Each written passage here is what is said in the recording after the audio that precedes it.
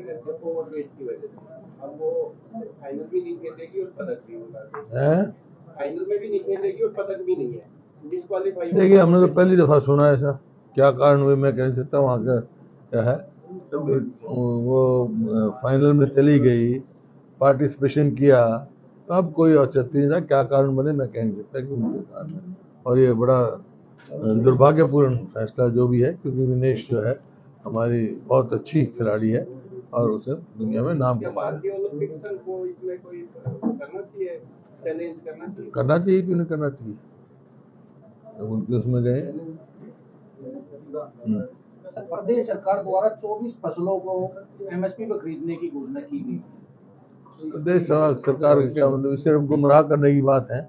जो अभी केंद्र ने एमएसपी दे रखी है, हरियाणा में तो वो उसकी भी एमएसपी नहीं मिलती। ये तो जो अब इस टाइम पे इनका कोई अधिकृत वो तो है नहीं। हाँ, एमएसपी दे, केंद्र सरकार दे और लीगल गारंटी दे, उसकी कानूनी गारंटी दे कि कोई भी एमएसपी से कम खरीदेगा तो उसकी सजा होगी या एमएसपी लेने का उसका अधिकार होगा। तो ये काफ़ी किसानों की मांग है। और ये चुनाव के जो है, ये चुनावी वो हैं, ढकोसले हैं। सबको मालूम है कि इन्होंने 10 साल में तो किया कुछ नहीं, किसान को जो है कर्जे में डुबाने का काम करा। जो कि इन्होंने वायदा किया था 2022 तक हम किसान की आमदनी दुगनी करेंगे। आमदनी तो दुगनी कहाँ करेंगे, मतलब लागत कई गुना बढ़ा दी। 2014 में डीजल का क्या भाव था, डीजल पे भी जो वैट हमारे समय में 9% था, वो 17-18% कर दिया, पहुंच गया।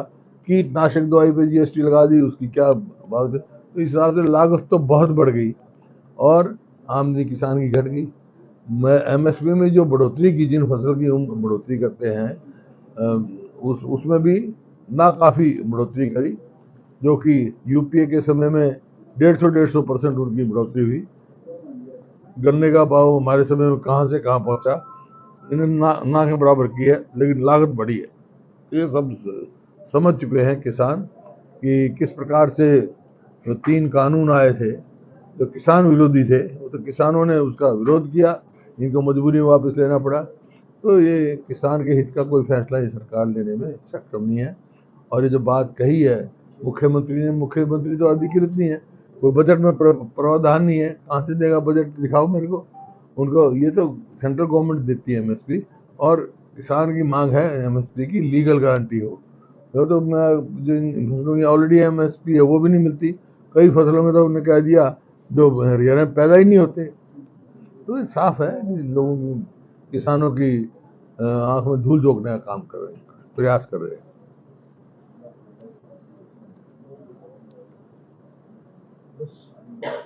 सर, जेडीयू ने एक अंतर्राष्ट्रीय षड्यंत्र बताया है दिनेश को बाहर निकालने का। केसी त्यागी ने कहा है, बयान दिया है और रिपोर्ट की सरकार को इस पर दखल देना चाहिए और बातें मैं तो कह चुका देना चाहिए भाई, ये तो मैंने कभी सुना ही नहीं। ये मैं भी हर बार ही ओलंपिक्स में उसमें खेलों में रुचि रखता हूँ, लेकिन इस प्रकार से सिल्वर मेडल आने के बाद, अधिकृत होने के बाद इस प्रकार से क्यों निकाला गया, कैसे निकाला गया, इसकी पूरी जांच होनी चाहिए और सरकार को पूरा इस पर स्टैंड लेना चाहिए। कितने मैच हो रही है उसके बाद मेरे को लगता है इसमें कोई ना कोई साजिश की गई है। सर एक भाजपा सांसद द्वारा रामचंद्र जांगड़ा द्वारा जी नर्सिंगों को लेकर एक बयान दिया गया है कि वे नर्स हाथ पकड़ लेती है, जल्दी ठीक हो जाता है आदमी, आपको नहीं छोड़ना चाहिए। उसको लेकर क्या कहेंगे? किसी की व्यक्तिगत बात मैं कहता नहीं, माफी मांग ली उन्होंने, मैंने सुना है, लेकिन ऐसी अशोभनीय भाषा पार्लियामेंट में कोई कहे, ये कोई शोभा नहीं देता है। कांग्रेस से जो हिसाब मांगे कुछ हिसाब मिला सर? हैं? जो कांग्रेस हिसाब मांगे बीजेपी सरकार से, लोग करेंगे ना हिसाब, समझ गए, वक्तव्य में कर देंगे, पूरा हिसाब कर देंगे। कुछ हिसाब मिला हैं? हिसाब मिला बताने लग रहा मैं, पूरा हिसाब कर देंगे। हिसाब मिल गया।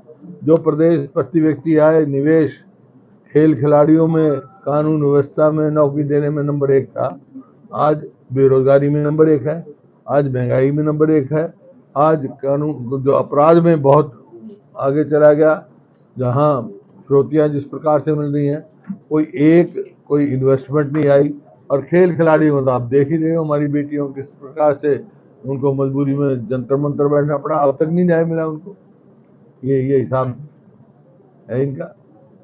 कोई एक भी, मैं बार बार कह रहा हूं इनको, मैं इनका अखबार में एडवर्टीजमेंट पढ़ता हूँ,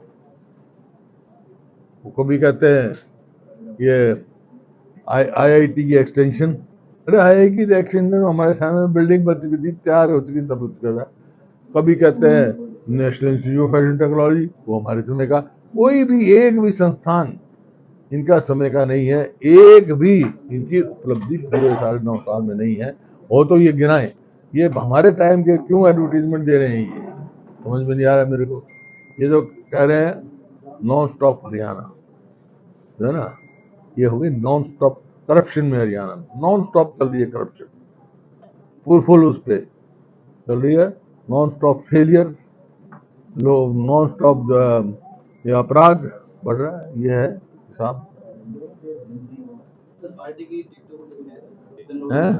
पार्टी की कांग्रेस की टिकटों को लेकर लोगों ने नहीं, वो तो पार्टी के दफ्तर में है हिसाब, समझिए वक्तव्य में कर दें, पूरा हिसाब कर दें। कुछ हिसाब मिला हैं? हिसाब मिला बताने लग रहा मैं, पूरा हिसाब कर दें, हिसाब मिल गया। जो प्रदेश प्रति व्यक्ति आय, निवेश, खेल खिलाड़ियों में, कानून व्यवस्था में, नौकरी देने में नंबर 1 था, आज बेरोजगारी में नंबर 1 है, आज महंगाई में नंबर 1 है, आज कानून जो अपराध में बहुत आगे चला गया, जहां फिरौतियां जिस प्रकार से मिल रही हैं, कोई इन्वेस्टमेंट नहीं आई। और खेल खिलाड़ी मतलब आप देख ही रहे हो हमारी बेटियों किस प्रकार से उनको मजबूरी में जंतर मंतर बैठना पड़ा, अब तक नहीं न्याय मिला उनको। ये हिसाब है इनका। कोई एक भी, मैं बार बार कह रहा हूं इनको, मैं इनका अखबार में एडवर्टीजमेंट पढ़ता हूँ,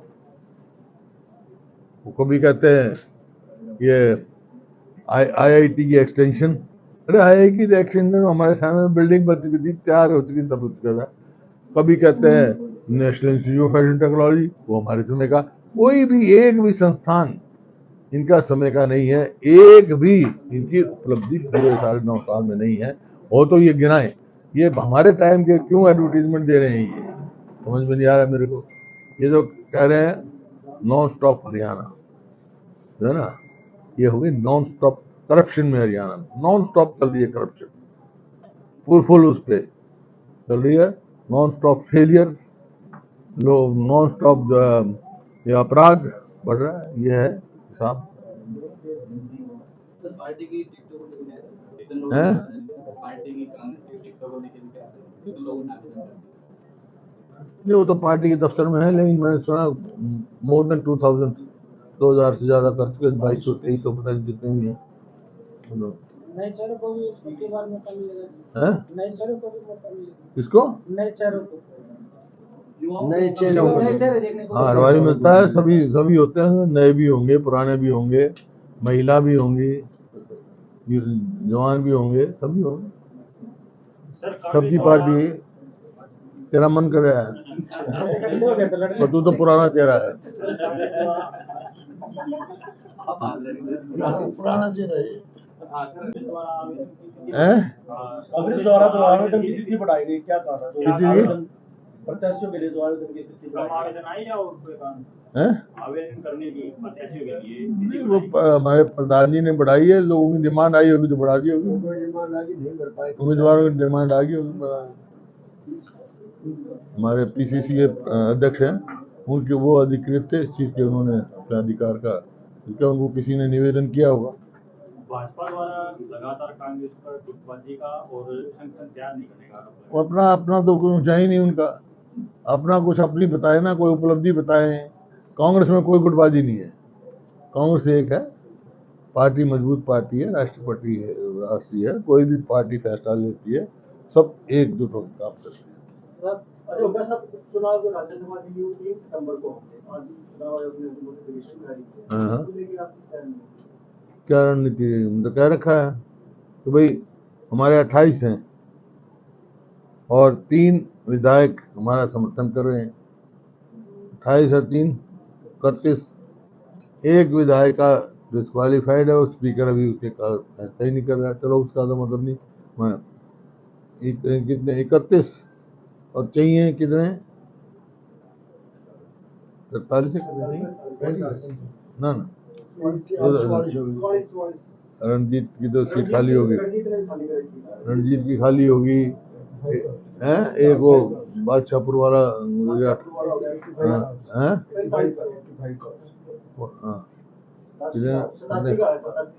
87 का तो 44 चाहिए, तो कोई भी 28 और 3 31 हैं, कोई भी आ जाओ भाई, बाकी 9 4 13 विधायक कोई लेकर आ जाओ, हम लोग उसका समर्थन कर देंगे।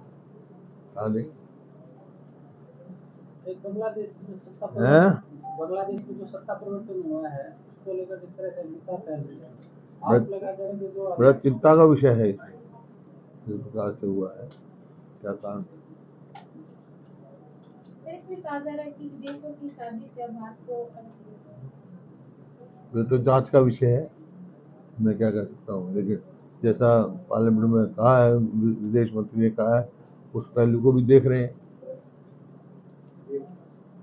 सर एक साक्षी मलिक का नाम भी सुनने में आ रहा है कि वो भी चुनाव लड़ना चाहती है, ऐसा कुछ है? पता नहीं, आपको पता होगा, मैंने जो भी लड़ना चाहता है कांग्रेस की टिकट से, तो उन्होंने अप्लाई करा है, 10 तारीख का आखिर है, 10 तारीख तक इंतजार करें कि किसने दरखास्त दी है।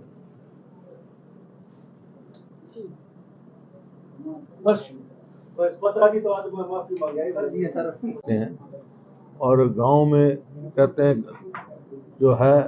जो आपस में मनमुटाव भी हो वो इस त्योहार को दूर करते हैं, भाईचारा बढ़ाते हैं, सब मजबूत समाज बनाने के लिए, निर्माण के लिए ये करते हैं।